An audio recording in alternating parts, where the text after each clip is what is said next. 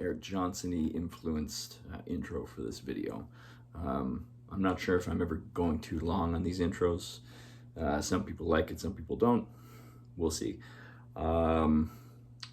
Also, a lot of people saying, oh, stop with the pentatonic playing.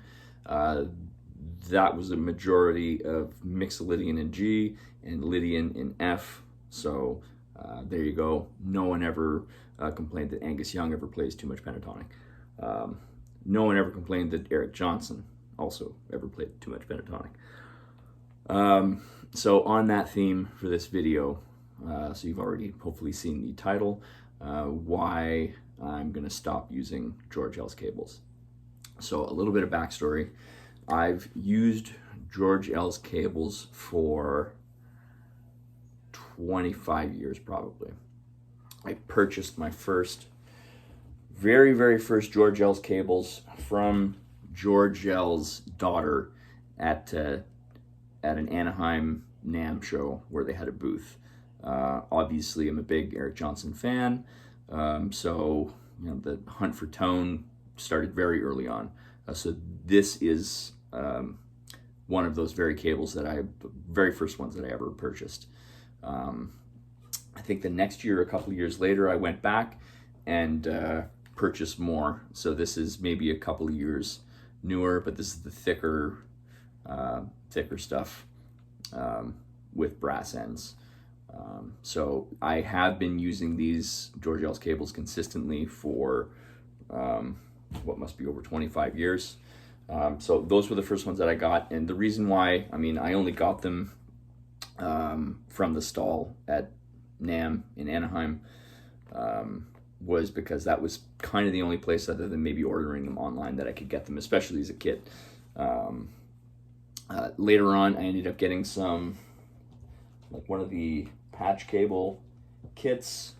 So this is typically what I would use on my pedal board. Brass ends, or unplated ends, red. So I got those a couple of years later, and these have been on my pedal board probably for 20 years, easily for 20 years. More recently than that, I purchased some more cable from a fella named Al Driscoll, phenomenal steel guitar player, lives in Canada. So I think he was the distributor at some point for these. I'm not sure if he's still in the retail business, but he's awesome. He was very kind. So that was my most recent purchase. If I added up over the years how much I've spent on George L's cables, it's got to be in the hundreds and hundreds of dollars. So why then am I switching? There's been several times on gigs where they've let me down, just from overuse or from unplugging and plugging, whatever you might call it. And what I've found, again, over 25 years of using George L's cables, is that eventually you end up with a bag like this with lots of these little ends and cutoffs and bits and pieces from cables that stopped working or you needed to redo or whatever. So that's one of the issues. If you, again, so the financial issue, they're not cheap to begin with.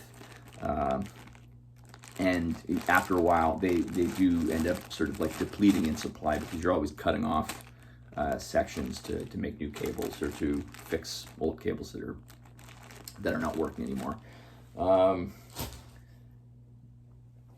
I recently came to this realization because I was redoing a couple of pedal boards, and full disclosure, my main gig is automotive technician, and my expertise is electrical diagnosis.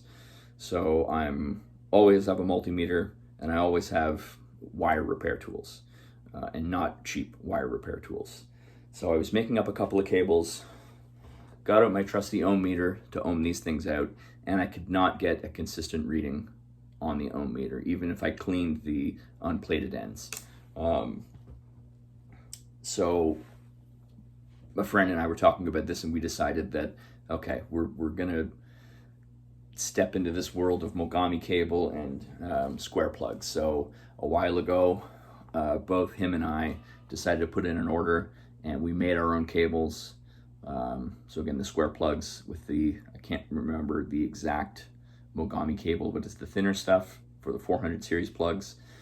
Redid our pedal boards, and it was a night and day difference in terms of sound. So I don't regret that one bit. The strain relief is a big deal on these cables, and the fact that they're soldered. And you can go see multiple videos by multiple industry professionals sort of talking about the pitfalls of solderless cables and why you should be going to something that's soldered. Very easy to do with very few tools. There was somebody on the Pedalboards of Doom Facebook group who was saying, I need this very specific cable with square plug ends, but I don't want to have to make them. Show me where I can buy them. And my comment was like, there couldn't be an easier thing that you could do to improve your pedal board. Just get somebody, and cheap, super cheap. So that would be my recommendation for everybody out there. Obviously, George L's cables were long in business before me and will be probably long in business after me, and it's nothing about the company or the people. It's just there have been rehearsals where I've been that have been taken down because I had to reorganize my pedal board. There's been, minutes before I go on stage, something in the pedal board goes down, so I'm, literally cutting ends of cables and, re-screwing the plugs on. So it has been a bit of a hassle, and the older I get, the more I realize the less stress that I can deal with that kind of stuff, the better. So in the meantime, for cables, I'm using the Mogami cables that I've made. For my smaller rig that I take sort of to just like carry two rigs, I'm using these. These are actually, I've had this cable for a long time. It's Yorkville Sound Pro something. Let's mute this here for a second. So it has gold-plated ends with Amphenol jacks. If you look up the specs of this cable, I think it's 127 strand core. If you look up the specs of this cable, you'll find that it's also made in the USA. It's very likely that it's made by Canair. Obviously, Yorkville does not manufacture their own cable. They're a Canadian company. This is made in the USA. So it's very highly likely that this is a Canair, the high-end Canair cable. It sounds great. It's rugged. Again, the strain relief, the fact that it's soldered, gold-plated ends that have not corroded in, 15 years that I've had this cable. So this is what I'm using until I can make some Mogami cables for longer runs. So we're talking like 20-foot runs for guitar, pedal board, and amp sort of things. So let me know what you think. Leave your comments in the comment section. What cables are you using? How do you feel about solderless cables? Is there another alternative that you've found? I'm just at the point now where after 25 years of using George L's, finally it's sort of sinking in that, there are better alternatives for me that are going to give me less stress and sound just as good, if not better. So yeah, I didn't want to make this video too long, just to give an explanation as to why I've made the choices that I've made. Again, the company, George L's, they're fantastic. And I bought my first cables from George L's daughter in the booth at NAMM in Anaheim almost 25 years ago. So they've served me well, but it's time for a change. So this is where I've decided to go. And again, the cables that I'm using now, as much as I don't want to give Long McQuaid in Canada any more of my money, it's these Yorkville, I'll try and put the name of them up on the screen, but they're Amphenol, really high quality jacks, and it looks what to be a Canair cable that sounds really good, and they're very durable. So that's what I'll be using for my smaller rig. In my bigger rig, I'm just waiting to put an order in on some of the thicker Mogami cable. I'll probably use like Switchcraft plugs or something like that. Yeah, what I'm using today, pulled out Les Paul. I've got a bit of a smaller board that I'm using for small gigs that I'll take a picture of and put up now. And I'm playing through my JTM 45, which since I got my new 212 cab, I kind of can't stop playing. So still need to do some work to that amp, but I think I'm going to use it tonight for a gig. Even though it's a bit overkill, we'll just keep it nice and quiet. So there you go. Those are my thoughts on cables. Again, I was using George L's for 25 years.